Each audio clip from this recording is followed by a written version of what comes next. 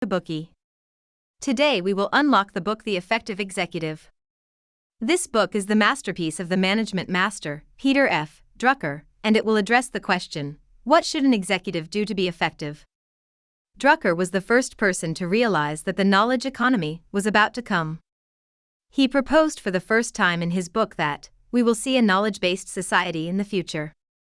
And as a matter of fact, the management in the future will be focused on the management of knowledge workers. Especially, Drucker redefined executive in this book and proposed that executives are knowledge workers in the organization, and their top priority task is to manage themselves well. This is consistent with the sayings nowadays like anyone can manage, and everyone should be his CEO. You see, although Drucker wrote this book decades ago, and the quoted cases happened in industrial civilization era, the problems he focused on are still humanistic and well in advance of the era. And the problems he discussed in the book are still the hot management problems nowadays. The support from Sloan, one outstanding executive, was an indispensable factor that allowed Drucker to grow into a management master.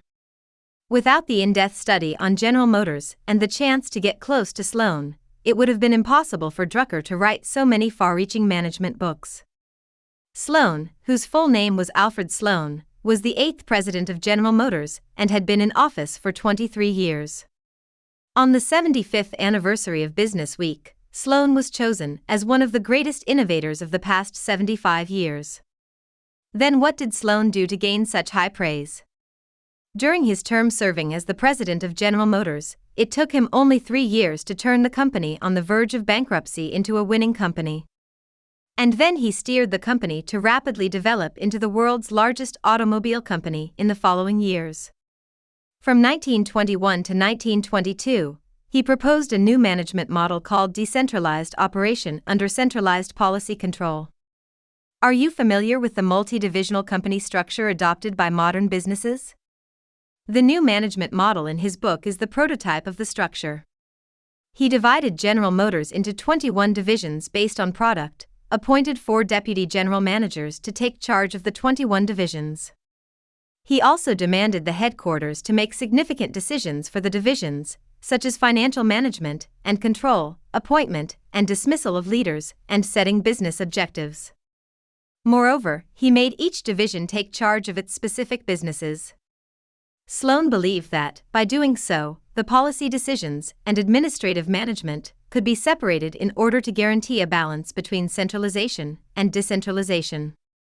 These common management concepts in modern enterprises were actually quite advanced at that time. Sloan served as the president at a critical and challenging moment for General Motors. And indeed it was the wisdom of Sloan on effective management that enabled General Motors to move from the status of near bankruptcy towards excellence.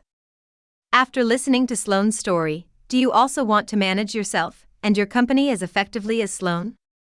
Next, we will tell you the key insights of the effective executive in 4 parts. Let's see what on earth we should do to become an effective executive. Part 1. Why do we need effective executives? Part 2. How to know your time. Part 3. How to make strength productive. Part 4. How do effective executives make decisions?